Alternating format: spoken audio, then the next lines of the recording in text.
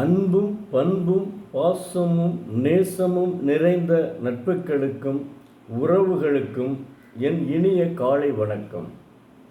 இன்று ஒரு குறள். அதிகாரம் 65 சொல்வன்மை. குறள் எண் 642. ஆக்கமும் கேடும் அதனால் வருதலால் காத்து ஓம்பல் சொல்லின்கண் சோர்வு. ஆக்கமும் கேடும் சொல்கின்ற சொல்லால் வருதலால் ஒருவன் தன்னுடைய சொல்லில் தவறு நேராமல் காத்து கொள்ள வேண்டும். தெய்வப்புலவர் திருவள்ளுவர் ஒருவருக்கு வாழ்வும் தாழ்வும் அவருடைய நாவினால் வரும் சொற்களால் வருதலால் அந்த சொல்லில் தவறு இல்லாமல் பாதுகாத்து கொள்ள வேண்டும். உதாரணத்திற்கு தமிழ் பேராசிரியர், பட்டிமன்ற நடுவர், தமிழ் திரைப்பட நடிகர், சின்னத்திரை நடிகர், நகைச்சுவை மன்ற தலைவர், இப்படி பன்முகை திறமை வாய்ந்த முனைவர் கு. ஞானசம்பந்தன் அவர்கள் சொல்வன்மையால் உலகம் சுற்றும் பேச்சாளராக வலம் வருகிறார். இது நிதர்சனமான நிதர்சனம்.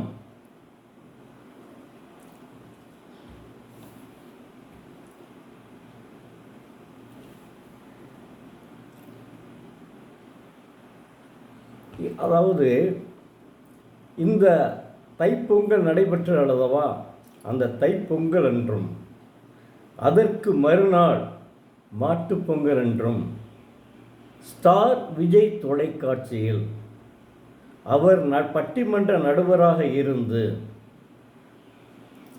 அற்புதமாக பேசி நகைச்சுவையாகவும் பேசி தீர்ப்பு வழங்கியதை நீங்கள் எல்லாம் அறிவீர்கள்.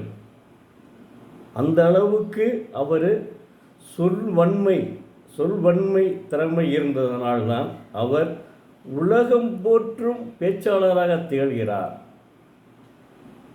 அவரை வாழ்த்துவோம். தெய்வப்புலவர் என்ன சொன்னாரோ அதை அவர் அப்படியே செய்து கொண்டிருக்கிறார்.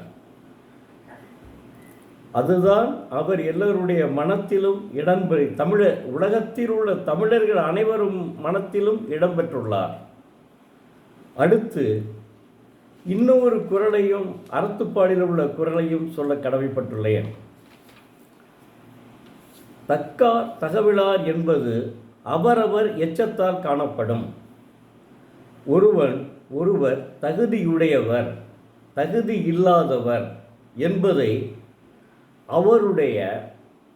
அவருக்கு பின் எஞ்சி நிற்கும் புகழ் அல்லது இழிவு இதிலிருந்து தெரிந்து கொள்ளலாம். உதாரணத்திற்கு, ஒரு கிராமத்தில் ஒரு மிகப்பெரிய செல்வந்தர், அவர் வறியவரிடம் தங்களிடம் ஏதாவது பொருள் கேட்டால் தெய்வப்புலவரினுடைய ஈகை பண்பு உள்ளவர், அதனால் அவர்களுக்கு கொடுத்து விடுவார். அதனால் அவருக்கு பின் அவருடைய புகழ் எஞ்சி நிற்கிறது. இன்னொருவன் கட்ட பஞ்சாயத்து வைத்து யார் பணம் அதிகமாக கொடுக்கிறார்களோ அவர்களுக்கு தீர்ப்பு சொல்லிவிடுவான். அதனால் அவனை அந்த ஊர் மக்கள் தூற்றுவார்கள், இழிவாக பேசுவார்கள். அவனுக்கு பின் இருக்கக்கூடிய இழிவு என்ன அற்புதமாக சொல்கிறார் பாருங்க. இதில் இன்னொரு குறளும் ஒன்று இருக்குங்க. செல்வத்துள் செல்வம் செவிச்செல்வம் அச்செல்வம் செல்வத்துள் எல்லாம் தலை. சொல்லிக்கிட்டே போகலாம். 1330 குறளையும் சொல்லிக்கிட்டே போகலாமுங்க. அவ்வளவு அற்புதமான கருத்துக்கள் இருக்குங்க. அதனால தாங்க எல்லாருமே நான் தான் இது திருவள்ளுவர் சிலை வைத்தேன் என்று ஆரம்பித்தோம்னு சொல்கிறான் ஒரு ஆள். இன்னொருத்தர் நமக்கு தெரியும் கலைஞர் இது தெய்வப்புலவர் சிலையை வைத்தது யார் என்று நல்லா தெரியும். இப்போ கூட பாடம் கட்டினாங்க.